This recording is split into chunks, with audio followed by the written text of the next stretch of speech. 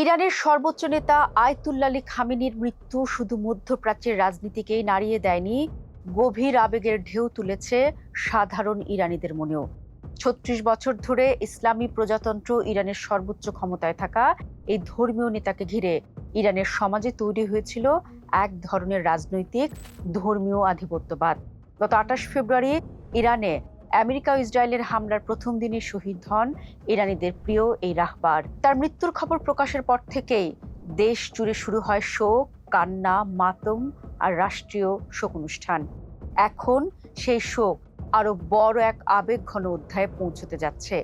আলী খামেনির জানাজা এবং দাফন প্রক্রিয়া জিলহজ মাসের শেষে এবং মহরম মাসের শুরুতে অনুষ্ঠিত হবে বলে জানিয়েছেন তেহরান মিউনিসিপ্যালিটির সাংস্কৃতিক ও সামাজিক বিষয়ক উপপ্রধান মোহাম্মদ আমিন তাবাকলিজাদেহ।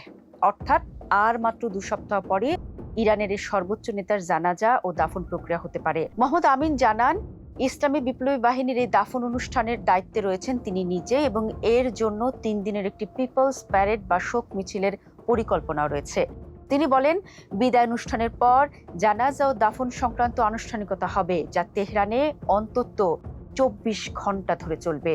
রাজধানীতে ১.৫ থেকে ২ কোটি বেশি মানুষের সমাগমের জন্য সকল প্রস্তুতি নেওয়া হচ্ছে। তাবাকলিজাদের তথ্য অনুযায়ী তেহরানের পর কোম এবং মাশহাদ শহরে জানাজা অনুষ্ঠানের বিষয়টি নিশ্চিত করা হয়েছে এবং বিভিন্ন প্রদেশ থেকে ওই অনুষ্ঠান আয়োজনের অনুরোধ জানানো হয়েছে। কিন্তু কেন মহরমের প্রথম দিকেই জানাজা ও দাফনের জন্য বেছে নেওয়া হলো? এটি কি কোনো রাজনৈতিক বার্তা? দর্শক, শিয়া মুসলিমদের কাছে মহরম শুধু একটি ইসলামী মাস নয়, এটি শোক, আত্মত্যাগ ও রাজনৈতিক প্রতীকের মাস।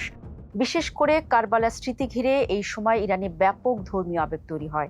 তাই খামেনির মতো একজন রাহবার বা সর্বোচ্চ ধর্মীয় রাজনৈতিক নেতার জানাজা মহরমের শুরুতে হলে সেটি কেবল রাষ্ট্রীয় অনুষ্ঠান থাকবে না, বরং তার ধর্মীয় আবেগ ও বিপ্লবী স্মৃতির সঙ্গে মিশে যাবে। বিশ্লেষকরা বলছেন, এই সময় নির্বাচন করা হলে ইরানি শাসন ব্যবস্থা খামেনির রাজনৈতিক উত্তরাধিকারকে কারবালার আত্মত্যাগের বয়ানের সঙ্গে যুক্ত করার সুযোগ পাবে। অর্থাৎ তার মৃত্যু কেবল একজন নেতার বিদায় নয়, বরং ইসলামী বিপ্লবের ধারাবাহিকতা হিসেবেও তুলে ধরা হতে পারে। এমন শোকের আয়োজন ইরানিদের জন্য নতুন নয়। ইরানের রাষ্ট্রীয় নেতাদের জানাজা সাধারণত ব্যাপক জনসমাগমের মধ্য দিয়ে হয়, কিন্তু খামেনির ক্ষেত্রে সেটি আরো বড় পরিসরে হওয়ার সম্ভাবনা দেখা হচ্ছে। কারণ তিনি শুধু রাষ্ট্রপ্রধান নন, তিনি প্রায় ৪ দশক ধরে ইসলামী প্রজাতন্ত্রের আদর্শিক কেন্দ্রে ছিলেন। ১৯৮৯ সালে খোমেনির মৃত্যুর পর খামেনি ইরানের সর্বোচ্চ নেতা হন। এরপর থেকে দেশটির সামরিক, পররাষ্ট্রনীতি, পারমাণবিক কর্মসূচি, বিপ্লবী গার্ড সবকিছু চূড়ান্ত নিয়ন্ত্রণ তার হাতেই ছিল। ইরানের সংবিধানে সুপ্রিম লিডার পদটি প্রেসিডেন্টের চেয়ে শক্তিশালী। ফলে তার মৃত্যু বা অনুপস্থিতি কেবল নেতৃত্ব পরিবর্তন নয়, এটি পুরো রাষ্ট্রীয় ক্ষমতার ভারসাম্যে বড় পরিবর্তন আনতে পারে। এ কারণে তার জানাজা অনুষ্ঠানকে শুধু ধর্মীয় নয়, বরং রাষ্ট্রীয় ক্ষমতা হস্তান্তরের প্রতীকী মুহূর্ত হিসেবেও দেখা হচ্ছে। তেহরানে অন্তত ২৪ ঘন্টা ধরে চলা আনুষ্ঠানিকতার পরিকল্পনার পেছনে কয়েকটি কারণ রয়েছে। তবে আসল বার্তা হতে পারে, ইরান চাইবে বিশ্বকে দেখাতে যে নেতৃত্বের পরিবর্তন হলেও রাষ্ট্রীয় কাঠামো অটুট আছে। তাই জানাজা অনুষ্ঠান হবে রাজনৈতিক স্থিতিশীলতারও প্রদর্শনী। দর্শক, এক কথায় যদি বলি, খামেনির জানাজা দাফনকে কেন্দ্র করে ইরান যে বিশাল আয়োজন করছে তার ভেতরে স্পষ্ট রাজনৈতিক বার্তাও রয়েছে। প্রথমত, ইরান দেখাতে চাইছে নেতৃত্ব বদলালেও রাষ্ট্র দুর্বল হয়নি। দ্বিতীয়ত, পশ্চিমা চাপ ও হামলার মুখেও জনগণ এখনো ইসলামী বিপ্লবের পাশে আছে, এমন ধারণা তৈরি করতে চায় তেহরান। তৃতীয়ত, এই বিশাল জনসমাগম নতুন নেতৃত্বের বৈধতা প্রতিষ্ঠার ক্ষেত্রেও তৈরি করতে পারে। বিশেষজ্ঞরা বলছেন, খামেনির মৃত্যুর পর ইরান এখন সবচেয়ে সংবেদনশীল সময় পার করছে।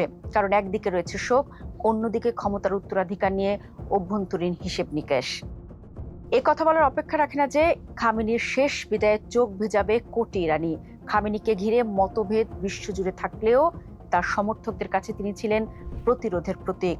তাই তার বিদায় ইরানের বহু মানুষের কাছে এক যুগের অবসান।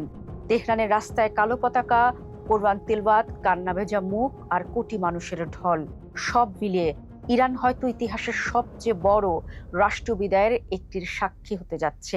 জিলহজের শেষ ভাগে যখন জানাজার কাতারে দাঁড়াবে লাখো মানুষ, তখন শুধু একজন নেতাকে নয়, ইরান বিদায় জানাবে তার দীর্ঘ রাজনৈতিক যুগকেও।